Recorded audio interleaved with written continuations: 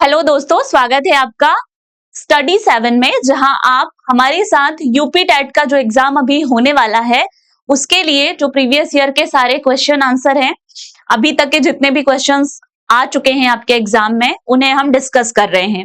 साथ साथ में हम यहाँ सिर्फ एग्जाम के क्वेश्चन डिस्कस नहीं कर रहे हैं, आने वाले एग्जाम में ऐसे कौन से टॉपिक है जो बहुत जरूरी हैं, उन्हें हम डायरेक्टली यहाँ पे बहुत ही अच्छे से पढ़ते हुए प्रीवियस ईयर के क्वेश्चंस को डिस्कस कर रहे हैं, ताकि आपका एग्जाम बहुत अच्छे से और बहुत ही एक स्ट्रेटेजिक वे में, क्योंकि अब दिन कम बचे हैं आपके एग्जाम के, तो बहुत अच्छे स्कोर के साथ आप क्वालिफाई करें।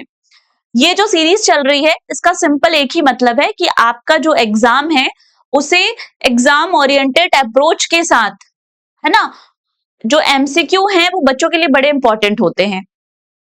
तो इस पूरी क्लास का जो मेन मुद्दा है वो यही है कि जैसे अभी हम कवर कर रहे हैं पेपर सेकंड को, ठीक है, अभी हम पेपर सेकंड को कवर कर रहे हैं आप लोगों के साथ, जिसमें सोशल स्टडी, सोशल साइंस और भी पेडागोजी के कुछ सब्जेक्ट ऐड हैं, ठीक है। हमारा मेन फोकस ये है कि एटलीस्ट हम अब परीक्षा के इतने कम दिन बचे हैं तो उन टॉपिक्स को ज्यादा कवर करें, उन टॉपिक्स को ज्यादा कवर करें जहां से क्वेश्चन आने की संभावना एटलीस्ट 20% ज्यादा है।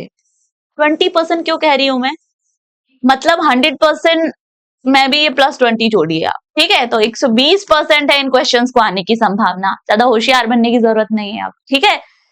तो लगभग इन क्वेश्चन से क्वेश्चन बनने की संभावना बहुत ज्यादा है, तो आप लोग बहुत अच्छे से हमारे साथ ये वाली क्लासेस कवर करें ताकि आपका एग्जाम अच्छे से इजी वे में निकल जाए। और बीच बीच में मैं आप लोगों को स्ट्रेटेजी भी बताती रहती हूँ कि कैसे पढ़ना है आप लोगों को। जैसे अब ये परीक्षा का एकदम नियर समय है, मैं बार बार हर क्लास में कहती हूँ कि कुछ नया नहीं पढ़ना है, अब जो पुराना पढ़ लिया उसको रिवाइज करना है।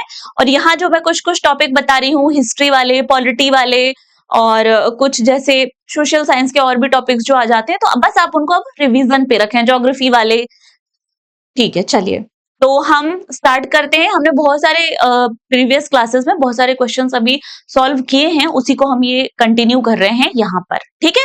तो चलिए आगे चलते हैं और अपनी क्लास को शुरू करते हैं। समय कम है, पढ़ना बहुत सारा है हमें, तो हम स्टार्ट करते हैं अपनी क्लास। लास्ट हमने कर लिया था, हाँ, मैंने आप लोगों को बताया था 1857 में कौन से 3 विश्वविद्यालय स्थापित हुए थे। आप लोग फटाफट कमेंट में आंसर दीजिए जिसने प्रीवियस क्लास देखी है, वो 3 विश्वविद्यालय थे, बताइए कमेंट में, जल्दी बताइए भाई। चलिए, बता दिया, सब लोग लिख दें जरूर से, मैं लास्ट में इस क्वेश्चन का फिर आंसर बताऊंगी, ठीक है। चलिए हम अपने पहले क्वेश्चन पे चलते हैं। 12वीं शताब्दी में ये किन मुस्लिम नहीं है, यहाँ पे लिखा है किरा, ठीक है, किरा मुखियाओं, किरा मुखियाओं, ठीक है, ये किन मुस्लिम नहीं लिखा है यहाँ पे। किरा मुखियाओं ने जिस क्षेत्र पर शासन किया वह क्षेत्र वर्तमान में क्या कहलाता है। पहला ऑप्शन है उत्तराखंड या उत्तर प्रदेश, उत्तराखंड और उत्तर प्रदेश। दूसरा है पंजाब और हरियाणा। तीसरा है छत्तीसगढ़ और मध्य प्रदेश। और चौथा है झारखंड और बिहार। सबसे पहले तो आप लोगों को मैं बता दूं कि यहाँ पे जो किरा मुखिया की बात कर रही है ना, तो ये किरा मुखिया आखिर है कौन। तो ये चेर जो होते हैं ना, चेर, आपने चेर के बारे में सुना होगा, तो ये चेरों को कहा जाता है, चेरों को कहा जाता है किरा मुखिया। इसको आप कह सकते हैं चेर मुखिया भी कह सकते हैं। और ये जो चेर थे ये बेसिकली रहा करते थे छोटा नागपुर, छोटा नागपुर, छोटा, एक सेकेंड, ये क्या हो गया भाई, हाँ, छोटा नागपुर पठार के आसपास, ठीक है। और ये जो छोटा नागपुर पठार वाला एरिया जो आता है वो बेसिकली आता है झारखंड, ठीक है, यहाँ पे बहुत अच्छा मिनरल वगैरह सब मिलता है। और बिहार वाला एरिया, ठीक है, ये आपको याद रखना है। इसमें ये फैक्चुअल क्वेश्चन है, बहुत ज्यादा अंदर घुसने की जरूरत नहीं है क्योंकि फिर आप अभी कंफ्यूज भी हो जाएंगे, और भी इतनी ही जरूरत है आपको, ठीक है। तो झारखंड और बिहार वाले एरिया जो था वो चेर जो थे वहां पर बसे हुए थे। ये भी आपको याद रखना है कि हो सकता है आने वाले एग्जाम में वहां पे छोटा नागपुर पठार लिख दिया जाए, है ना, तो कंफ्यूज नहीं होना। तो इस हिसाब से आपका उत्तर क्या हो जाएगा, झारखंड और Bihar, that means option fourth वाला, ये डी आपका सही है। ठीक है, चलिए नेक्स्ट पे चलते हैं। त्रिपक्षीय संयोजन, ठीक है, त्रिविभाजन भी कहते हैं इसे। निम्नलिखित में से कौन सा राज्य का संयोजन त्रिविभाजन संघर्ष में शामिल था? एक त्रिविभाजन संघर्ष हुआ था, ठीक है, उसके लिए ये प्रश्न बड़ा ही फेमस प्रश्न है। सिर्फ ये टैट के एग्जाम नहीं, बल्कि जैसे यूपीएससी के एग्जाम हो गया, पीसीएस का एग्जाम हो गया, और भी शिक्षक वर्ग से रिलेटेड जितने भी एग्जाम होते हैं, यूपी टैट, सी टैट, इन सब में भी बहुत पूछा जाता है। ठीक है, अब आप लोग इस क्वेश्चन को समझने से पहले मेरे एक क्वेश्चन का जवाब दीजिए, और सब लोग देना कमेंट में। अगर किसी देश ने दिल्ली में कब्जा कर लिया, ठीक है, दिल्ली को उसने कैप्चर्ड कर लिया, इसका मतलब क्या है, पूरे देश की सत्ता पर उसने अधिकार कर लिया या नहीं किया?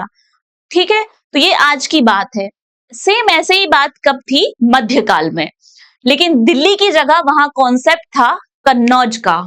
ठीक है, तो जिसने कन्नौज पे कब्जा किया मध्यकाल में, उसने पूरे के पूरे उत्तर भारत में कब्जा कर लिया। ये कहानी होती थी। ठीक है, देखते हैं मध्यकाल में क्या था कि जिसने कन्नौज पर कब्जा किया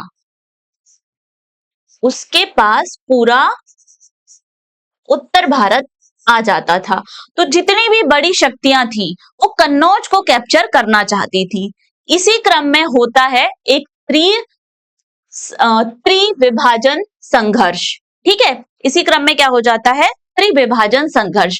वो आपसे यही पूछ रहा है कि वो जो त्रिविभाजन संघर्ष हुआ था, आखिर उसमें था कौन कौन। ठीक है, तो आप लोग याद रखिएगा, यहाँ आपके ऑप्शंस हैं राष्ट्रकूट, पालास, गुर्जर प्रतिहार, पाल, चोल, गुर्जर प्रतिहार, चोल, राष्ट्रकूट, पाल, पाल, पल्लव, राष्ट्रकूट। सही आंसर है आपका राष्ट्रकूट, पालास और गुर्जर प्रतिहार। अब देखिए कैसे, इनके बारे में मुख्य चीज आप लोग याद रखिए। जैसे पाल, ठीक है, आप लोग इसे ना हमेशा ऐसे करके याद करेंगे तो बहुत अच्छे से आपको याद होगा। ऐसे, ये नॉर्थ, ये साउथ, ये ईस्ट, ये वेस्ट। ठीक है, तो जो पाल थे वो पूर्व की तरफ थे। ठीक है, पाल जो थे वो कहां पे थे, पूर्व की तरफ थे। जो राष्ट्रकूटास थे वो दक्षिण से आए हुए थे। राष्ट्रकूट जो थे वो कहां से थे, ये क्योंकि इसलिए बता रही हूं क्योंकि इस तरीके से आपसे पूछा जा सकता है। राष्ट्रकूट जो थे वो दक्षिण से थे। और गुर्जर प्रतिहारों को कहा जाता था ये सुरक्षक, मतलब ये सुरक्षा देते थे हमारी पश्चिमी सीमा को। तो यहां पर थे हमारे गुर्जर प्रतिहार, ये सुरक्षा देते थे। ठीक है, इन लोगों का जो एक गठबंधन बनता है इसे कहा जाता है त्रिविभाजन संघर्ष। ठीक है, अब आप लोगों को बस अभी ये याद रखना है कि इसमें था कौन कौन। तो पाल थे, नीचे जो है राष्ट्रकूटास थे, और आपके पश्चिम की तरफ गुर्जर प्रतिहार थे। ठीक है, इनके बारे में कुछ इंपॉर्टेंट चीजें मैं आप लोगों को अब बता देती हूँ। ठीक है, सबसे पहला आप लोगों को याद रखना है पाल। तो ये पाल अगर पूर्व की तरफ है तो ये बंगाल में इन लोगों का वर्चस्व फैला हुआ था। ठीक है, कहां पर, बंगाल और बिहार भी था कुछ मात्रा में, बंगाल और बिहार में। अब आपको याद रखना है कि इसके संस्थापक कौन थे, क्योंकि ये आ सकता है। तो जो गोपाल थे, क्या नाम है इनका, गोपाल, वो इसके दिख रहा है आप लोगों को, संस्थापक थे। ठीक है, गोपाल जो है वो इनके संस्थापक थे, किसके, पाल वंश के। चलिए आगे चलते हैं। अब अगर हम गुर्जर प्रतिहार की बात करें तो ये वेस्ट है। ठीक है, गुर्जर प्रतिहार ये वेस्ट में है। तो ये राजस्थान वाले क्षेत्र पर, दूसरे पेन से लिख देती हूँ तो और अच्छे से समझ में आएगा। ठीक है, ये लोग जो है ये राजस्थान वाले क्षेत्र पर फैले हुए थे। कौन, ये जो थे गुर्जर प्रतिहार। अब इनमें सबसे ये यहां से जो भी आक्रमण होते थे, जैसे अरब आक्रमण हुआ तो उससे रक्षा करते थे। है ना, ये सीमा पर थे यहाँ पे, तो यहाँ से जैसे अरब आक्रमण हुआ तो भारत की रक्षा किया करते थे। और दूसरी चीज, नागभट्ट और मिहिर भोज, नागभट्ट और मिहिर भोज, इन दोनों का आप नाम याद रखिएगा, ठीक है, नागभट्ट और मिहिर भोज, इनका आप नाम याद रखिएगा गुर्जर प्रतिहार में। अब आ जाते हैं हम राष्ट्रकूट के पास। किसके पास? राष्ट्रकूट के पास। तो राष्ट्रकूट दक्षिण में थे, आपको याद रखना है। दक्षिण में भी ये लोग कहां पर थे? अगर हम राष्ट्रकूटों की बात करें तो दक्कन वाले एरिया में। कहां पर? दक्कन वाले एरिया में थे ये लोग, ठीक है, दक्कन में थे। संस्थापक कौन थे इनके? भाई तो आप लोगों को इनमें एक, इनकी कैपिटल पहले तो याद रखना कि मान्यखेत इनकी राजधानी थी। ये मान्यखेत से क्वेश्चन भी बनता है, ठीक है, मान्यखेत जो है वो इनकी कैपिटल थी, ठीक है। इसके बाद जो राष्ट्रकूट थे उनके बारे में आप लोगों को एक चीज और याद रखनी है कि जो एलोरा के कैलाश मंदिर है ना, एलोरा का जो कैलाश मंदिर है, उनका निर्माण राष्ट्रकूट शासकों ने ही कराया था, ठीक है। तो ये इंपॉर्टेंट बात हो गई तीनों के बारे में, जो कि आप लोगों को पता होनी चाहिए, ठीक है। इसमें से आप लोग एक चीज और याद रख लेना कि जैसे चोल हैं, तो ये चोल, ये भी दक्षिण भारत में आते थे, चोल भी दक्षिण भारत में आते थे, ये भी दक्षिण भारत में आते थे, ठीक है। इंपॉर्टेंट चीजें मैंने आप लोगों को बता दी, क्योंकि यहां से अगर वो त्रिपक्षीय संघर्ष के बारे में पूछता है बार बार, तो वो पर्टिकुलर भी पूछ सकता है कि पालास जो थे वो कहां से थे। तो आपको पता होना चाहिए कि भाई वो बंगाल और बिहार के तरफ उनका शासन था। गोपाल जो है उनका इम्पोर्टेंट राजा था जिसने स्थापना करी थी। इसके साथ साथ में मान्यखेत किसकी राजधानी थी? तो आपको पता होना चाहिए राष्ट्रकूटास की राजधानी जो है वो क्या थी? मान्यखेत थी, ठीक है। इसके साथ साथ आपको ये भी पता होना चाहिए कि कैलाश के जो एलोरा मंदिर है उनका निर्माण किन राजाओं ने कराया था? तो भाई जो हमारे राष्ट्रकूट राजा हैं उन्होंने कराया था। अरबों के आक्रमण को पश्चिमी सीमा से भारत की सुरक्षा कौन करता था?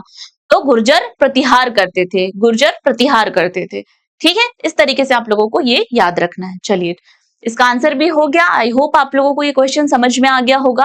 अगर समझ में आ गया है तो एक बार कमेंट सेक्शन में तीनों राजवंशों के नाम आप लिख के बताइएगा कि कौन से ऐसे राजवंश हैं जो त्रिविभाजन संघर्ष में शामिल थे, ठीक है। चलिए चलते हैं आगे। निम्नलिखित में से किस पर ब्रिटिश संसद द्वारा महाभियोग चलाया गया था? महाभियोग कब चलाया जाता है? ये याद रखना है आपको कि जैसे कोई भ्रष्टाचार करता है, सत्ता का दुरुपयोग करता है, तब महाभियोग चलाया जाता है। भारतीय संविधान में भी महाभियोग से रिलेटेड एक आर्टिकल है, जिसे भी पता हो उस आर्टिकल को कमेंट करके मुझे जरूर बताएं, ठीक है। चलिए, निम्नलिखित में से किस पर ब्रिटिश संसद द्वारा महाभियोग चलाया गया था? टीबी मैकाले, कॉर्नवालिस, चार्ल्स ब्रैडकॉफ है ये, और वॉरेन हेस्टिंग। इसमें से कौन ऐसा था जिनके ऊपर महाभियोग चलाया गया था? मतलब जो भारत का गवर्नर बन के आया था, गवर्नर जनरल, और उनके ऊपर महाभियोग चलाया गया था। तो इसका आंसर है आपका वॉरेन हेस्टिंग, ठीक है। बहुत इंपॉर्टेंट है, आपको इसके बारे में फैक्ट पता होने चाहिए क्योंकि यहां से क्वेश्चन पुट होता है, ठीक है। सबसे पहले तो ये गवर्नर जनरल कब बन के आया आपको पता होना चाहिए।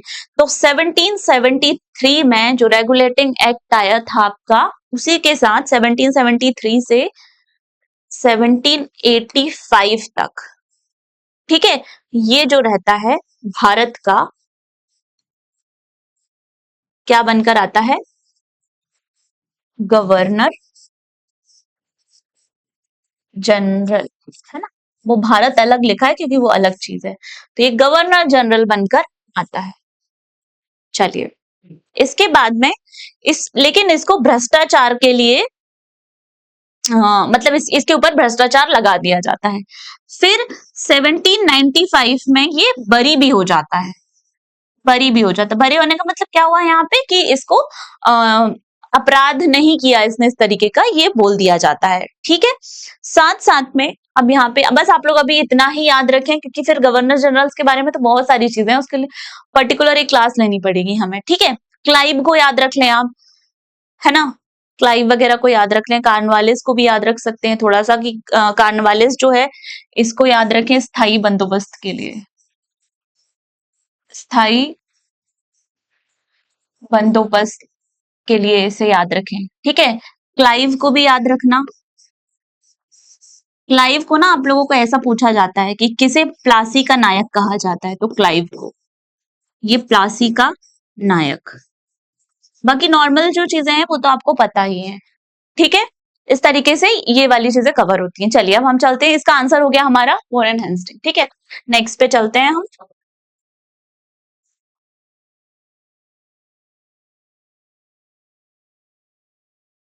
नेक्स्ट पे आते हैं हम। एक सेकंड, आप लोगों का क्वेश्चन, ये क्वेश्चन ऊपर नीचे क्यों हो गया भाई?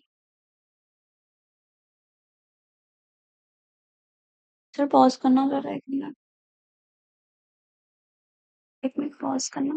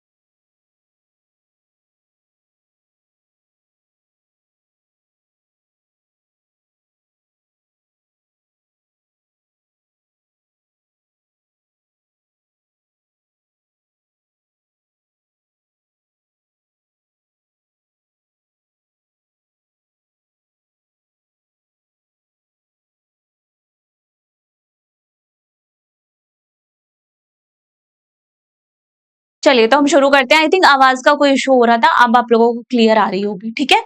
चलते हैं हम। ऐतिहासिक स्थल वह है, यहाँ पे पूछ रहा है कि ऐतिहासिक स्थल क्या है।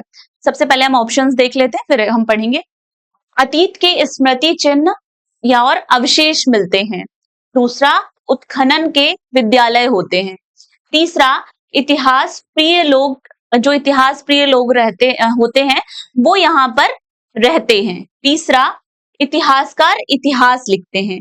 इसमें पूछा है कि ऐतिहासिक स्थल क्या होते हैं, तो ऐतिहासिक स्थल वे होते हैं जहां पर अतीत के स्मृति चिन्ह और अवशेष हमें मिलते हैं, वो ऐतिहासिक स्थल कहलाते हैं, ठीक है।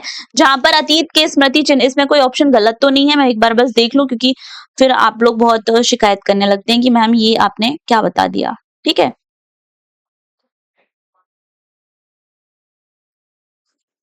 हम्म, ऐतिहासिक स्थल, अतीत के स्मृति चिन्ह मिलते हैं यहाँ पे, ये आप लोगों का सही है और सही है, ठीक है। तो ऐतिहासिक स्थल यहाँ पे पूछ रहा है क्या होते हैं, तो ऐतिहासिक स्थल सिंपल है। जैसे हम बात करते हैं हड़प्पा, मोहनजोदड़ो,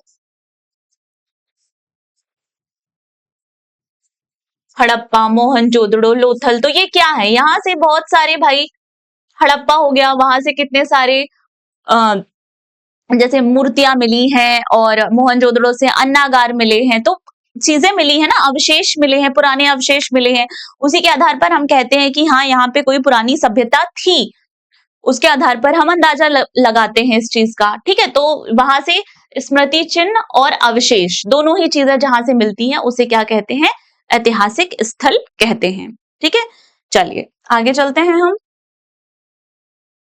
सिंपल क्वेश्चन था वो, इसके लिए ज्यादा उस पर डिस्कशन की जरूरत नहीं है, और मुझे लग रहा है ना एक आध क्वेश्चन मैंने आप लोगों के लिए और पुट किया था एक्स्ट्रा में बताने के लिए, तो वो शायद पीडीएफ में अभी लगा नहीं है, फिर वो मैं कल वाली क्लास में बताऊंगी, वही मैं ढूंढ रही थी अभी, ठीक है। अब देखिए, वर्ण में जातियां क्यों उत्पन्न हुई? बहुत अच्छा क्वेश्चन है। जो भारतीय समाज को संगठित करने का आधार बन गई। भारतीय समाज को संगठित, अच्छा, जो भारतीय समाज के बारे में एक छोटी सी चीज आप लोग याद रखिएगा कि भारतीय समाज में जो जाति व्यवस्था थी वो कहीं ना कहीं उसे पॉजिटिव वे में लिया जाता था। स्टार्टिंग में जो वर्ण व्यवस्था थी वो उसकी स्टार्टिंग पॉजिटिवनेस से हुई थी। ऐसा नहीं है कि वर्ण व्यवस्था, जाति व्यवस्थाएं ये शुरू से ही नेगेटिव रही हैं। जब शुरुआत में आप मेरे साथ जब बाद में वैदिक काल पढ़ेंगे, उसकी शुरुआत वाला ऋग वैदिक काल पढ़ेंगे, तो आप लोगों को पता चलेगा कि जो वर्ण व्यवस्था थी वो जन्म आधारित नहीं थी, वो कर्म आधारित थी। अगर कोई कुछ भी है, कोई किसी भी जाति का है, लेकिन अगर वो ज्ञानी है, वो शिक्षा दे सकता है, तो वो शिक्षक ही बनेगा।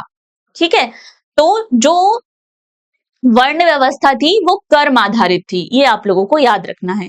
अब देखिए यहां पर आप लोग बस ये समझ लीजिए, छोटी सी चीज अगर समझ लेंगे तो ये क्वेश्चन बहुत इजी हो जाएगा आप लोगों के लिए, कि वर्ण और जाति में, वर्ण और जाति में अंतर क्या होता है। ठीक है, इस अंतर को आपको समझना है। वर्ण और जाति में अंतर क्या होता है? तो सिंपल है, वर्ण हमारे 4 हुए हैं। ठीक है, 4 वर्ण हुए हैं। कौन कौन से? तो भाई ब्राह्मण, ये सभी को पता होंगे, ब्राह्मण, क्षत्रिय, वैश्य, ठीक है, वैश्य और शूद्र। ब्राह्मण का काम क्या है? यहां पर ब्राह्मण का काम है शिक्षा देना, ठीक है, और इसके साथ पूजन वगैरह भी करवाते थे ये, है ना, पूजन हवन ये सब करवाते थे। क्षत्रिय का काम क्या था? सुरक्षा। वैश्य का काम क्या था? व्यापार। याद रखना है ये, ठीक है, यहाँ पे रक्षा भी लिख लीजिए, कई जगह लिखा है व्यापार। ठीक है, इसका काम क्या है? व्यापार। शूद्र का काम क्या है? सेवा। तो इस तरीके से डिवीजन था। अब देखिए वर्ण केवल 4 हैं। वर्ण कितने हैं? 4 वर्ण हैं। ठीक है, 4 वर्ण हैं। वर्ण जो है वो 4 हैं, लेकिन जातियां बहुत सारी हैं, है ना, क्योंकि जातियां कैसे हुई? जातियां उत्पन्न हुई, नए नए तरीके के काम होने लगे। पहले जो था लोहार, पहले लोहा की तो खोज ही होती है कब? 1000 बीसी के आसपास। तो लोहे की खोज होने के बाद ही तो एक जाति नजर में आई होगी जिसे लोहार कहा जाता है। तो जैसे जैसे सभ्यता आगे बढ़ी, मानव सभ्यता आगे बढ़ी, नए नए ऑक्यूपेशन, नए नए पेशे समाज में इंट्रोड्यूस होने लगे, नए नए पेशों से समाज परिचित होने लगा, तो नई नई जातियां बनने लगी। जो लोहे का काम करता था उसे लोहार कहा जाने लगा, जो सोने का काम करता था वो सुनार कहलाने लगा, जो कपड़े धोता था उसे धोबी कहने लगे, जो लकड़ी का काम करता था उसे बढ़ई कहने लगे। इस तरीके से अलग अलग ऑक्यूपेशन वाले लोगों को अलग अलग जातियों में डिवाइड कर दिया गया। बस इतना सा यहाँ पर आप लोगों को समझना है। ठीक है, तो जातियां जो हैं, जैसे आप लोग एक दो लिख लीजिए, बढ़ई, है ना, लोहार, सुनार, ना ये लोहार होता है बच्चा, हाँ लोहार होता है। ठीक है, चलिए, तो जातियों का जो आधार बना ना, ये आप लोग स्टेटमेंट याद रखना कि जो जातियों का आधार बना वो बना उनका व्यवसाय। ठीक है, आधार क्या बना जाति बनने का? तो उनका व्यवसाय। व्यवसाय के आधार पर लोग अलग अलग बहुत सारी जातियां मतलब बन गई। ठीक है, इतनी बात अगर आप समझ में आ गई है तो अब आप ये क्वेश्चन बहुत अच्छे से सॉल्व कर ले जाएंगे। चलिए हम चलते हैं क्वेश्चन पे।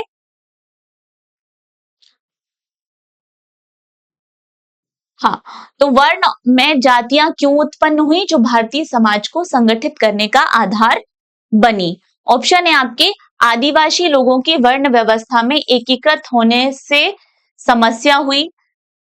आदिवासी लोगों की वर्ण व्यवस्था में एकीकृत होने से समस्या हुई। भाई आदिवासी लोग पहले ही चीजों से अलग रहते थे, उन्हें कोई मतलब नहीं था किसी चीज से। ठीक है, जाति और वर्ण समान है, ये तो बिल्कुल गलत है, निहायती गलत है ये। वर्ण व्यवस्था के विरुद्ध प्रबल विरोध से जातियों का विकास हुआ। वर्ण व्यवस्था के प्रबल विरोध से जातियों का विकास नहीं हुआ था। ठीक है, लोगों को सामाजिक व आर्थिक आवश्यकताओं में निरंतर विस्तार के कारण नए पेशे मतलब नए व्यवसाय, उनका जन्म हुआ और नए पेशों से संबंध रखने वाले समूह बने। तो आप लोगों का सही आंसर क्या हो जाएगा? Option D.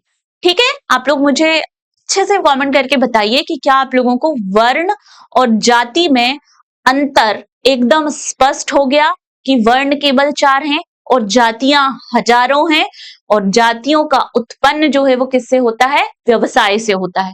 बस इतना कॉन्सेप्ट याद रखना, फ्यूचर में भी कभी इस तरीके का कोई क्वेश्चन आता है, स्टेटमेंट वाला क्वेश्चन आता है, आप कर ले जाएंगे। ठीक है, चलिए चलते हैं हम अपने नेक्स्ट क्वेश्चन पे। निम्नलिखित में से किस आदिवासी समाज को खेल, है ना, ये खेल ही लिखा हुआ है, किस आदिवासी समाज को खेल में विभाजित किया गया है? पहला ऑप्शन है आपका संथाल, दूसरा भील, तीसरा गौड़, चौथा अहोम। अहोम, ठीक है। असम राज्य का नाम सबने सुना है ना? असम, असम जो था ना, असम, उसे पहले कहते थे अहोम। अब ये क्यों बता रहे हैं हम? क्योंकि ये फैक्चुअल क्वेश्चन है बच्चे, ठीक है, तो पहले ही मैं बता दे रही हूँ। असम को क्या कहा जाता था? अहोम कहा जाता था। ठीक है, जिसके संस्थापक कौन थे? संस्थापक कौन थे? सुकाफा। ये याद रखना, इसके संस्थापक कौन थे? सुकाफा थे। ठीक है, और ये मुगलों को कई बार पराजित कर देते थे, मुगलों को पराजित कर देते थे भाई, मुगलों को पराजित कर देते थे अहोम साम्राज्य के जो लोग थे। ठीक है, तो यहां पे आप लोग एक चीज याद रखना है कि किस आदिवासी समाज को खेले में विभाजित किया गया था। तो अहोम, अहोम जो समाज था ना, अहोम, अहोम आदिवासी समाज जो था, उसे प्रशासनिक और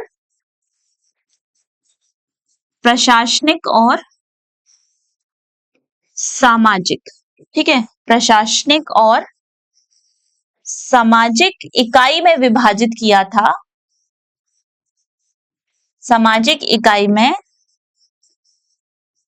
विभाजित किया था, जिसको हम कहते थे क्या? खेले। क्या कहा जाता था भाई इसे? खेले। ठीक है, तो समझ गए आप लोग कि खेले क्या था? तो ये अहोम से रिलेटेड है खेले। ठीक है, इसके साथ साथ आप लोग ये भी याद रखना कि ये जो 3 दी हुई है, संथाल, भील, गोंड, ये सब एमपी में पाई जाने वाली जनजातियां हैं। ठीक है, मध्य प्रदेश में ये जनजातियां जो हैं वो पाई जाती हैं। बस आप लोग इसमें इतना याद रखें। चलिए हम आते हैं नेक्स्ट क्वेश्चन पे अपने। अब ये वाला क्वेश्चन स्टेटमेंट वाला है। इस तरीके के क्वेश्चन तो आप लोगों को गलत करने ही नहीं है, क्योंकि ये क्वेश्चन बढ़ाएंगे आपके क्या? नंबर। ये क्वेश्चन जो है ये स्कोरिंग क्वेश्चन है, मतलब अगर आपने ये क्वेश्चन गलत किए तो आप लोगों का बहुत बड़ा लॉस होगा। तो ये क्वेश्चन तो बिल्कुल भी गलत नहीं करने हैं आप लोगों को। ठीक है, चलिए चलते हैं। सबसे पहला क्या है? मौसम और जलवायु की संकल्पनाओं को पढ़ते समय, मौसम और जलवायु की संकल्पनाओं को पढ़ते समय सबसे उपयुक्त गतिविधि कौन सी होगी जिससे विद्यार्थी मौसम के विभिन्न प्रकार के तत्वों को समझ सकेंगे? यहाँ पे पूछ रहा है कि मौसम को समझने के लिए सबसे उपयुक्त विधि विद्यार्थियों के लिए कौन सी होगी। तो पहला है, उन्हें मौसम के तत्वों के प्रतीक संकेतों का चित्र बनाने के लिए कहा जाए। दूसरा है, नोटबुक में मौसम से जुड़ी प्रश्नों के उत्तर लिखना। तीसरा है, मौसम के तत्वों पर आधारित शिक्षक द्वारा उपलब्ध कराए गए कार्य पत्रक मतलब वर्कशीट को हल करना। समाचार पत्र में लगातार 5 दिनों के मौसम की रिपोर्ट को एकत्र करना और उन्हें अपनी नोटबुक में चिपकाना। अब देखिए ये क्वेश्चन को हम बिल्कुल खेल खेल में सॉल्व करते हैं। ठीक है, सबसे पहला क्या है? उन्हें मौसम के तत्वों और प्रतीकों के बारे में चित्र बनाने के लिए कहना। मैं आप लोगों को मौसम अगर समझाना चाहती हूं तो क्या मैं ये बोल दूं कि आप लोग सब चित्र बना लीजिए और चिन्ह बना के चिन्हों को जान लीजिए कि कौन सा चित्र, किस वर्षा का चित्र क्या है, बाढ़ का चित्र क्या है, तो आप लोग मौसम के बारे में चीजें समझ जाएंगे? मेरे हिसाब से नहीं समझेंगे। ठीक है, तो पहला ऑप्शन गलत हो जाता है। दूसरा, नोटबुक में मौसम से जुड़े प्रश्नों को हल करना। ये हो जाएगा कि आपने थ्योरी टाइप का पढ़ लिया मौसम के बारे में और बाकी ऐसे आपको कुछ नॉलेज है नहीं, तो ये भी नहीं है। ठीक है। मौसम के तत्वों पर आधारित शिक्षक द्वारा उपलब्ध कराए गए वर्कशीट को हल करना, ये हो जाएगा होमवर्क टाइप। तो होमवर्क से नहीं हो सकती, हम मौसम को नहीं समझ सकते। लेकिन जो चौथा ऑप्शन है आपका कि अगर 5 दिनों का मौसम से संबंधित रिपोर्ट को एकत्र करके उन्हें अपनी आप नोटबुक में जब चिपकाएंगे तो आपको पता चलेगा कि आप न्यूज़पेपर में पढ़ते हैं ना, आज ह्यूमिडिटी इतनी है, आज वर्षा होने वाली है, वर्षा होने की संभावना इतनी है और फला फला जगह पर इतने डिग्री टेम्परेचर के कारण पूरी की पूरी फसल जो थी वो अस्त व्यस्त हो गई। ठंड ज्यादा पड़ने से फसल जो थी वो अस्त व्यस्त हो गई। ठीक है। तो यहाँ पर जब आप ये वाला करेंगे, रिपोर्ट्स को पढ़ेंगे, तो आप ऑब्जर्वेशन करेंगे। क्या करेंगे? ऑब्जर्वेशन करेंगे। ऑब्जर्वेशन का मतलब क्या? आप विश्लेषण करेंगे चीजों का। तो जब आप चीजों का विश्लेषण करेंगे तो आपको पता चलेगा कि तापमान क्या होता है, आर्द्रता क्या होती है, ह्यूमिडिटी क्या होती है, उसके बाद वर्षा हो रही है तो किन परिस्थितियों में हो रही है, कहाँ हो रही है, किस जगह हो रही है, राजस्थान में हो रही है वर्षा या इधर सिक्किम चेरापूंजी मुंशीराम में हो रही है। तो इस तरीके की चीजों को आप प्रैक्टिकली जान के और जो वर्तमान के जो ऑब्जर्वेशन करके बहुत अच्छे से समझ सकते हैं। इन 4 ऑप्शंस में से अगर एक चुनना हो तो आपको लास्ट वाला डी ऑप्शन सबसे बेस्ट रहेगा। ठीक है। चलिए चलते हैं आगे। इस तरीके के क्वेश्चन आपकी समझ पे, कॉमन सेंस पे निर्भर करते हैं। ठीक है। नेक्स्ट है सामाजिक विज्ञान के शिक्षण में बच्चों में संवेग बहुत आसानी से उजागर होते हैं। शब्दों में नहीं बल्कि आवाजों से इनके लिए शिक्षण का कौन सा तरीका सबसे अधिक प्रभावी होगा।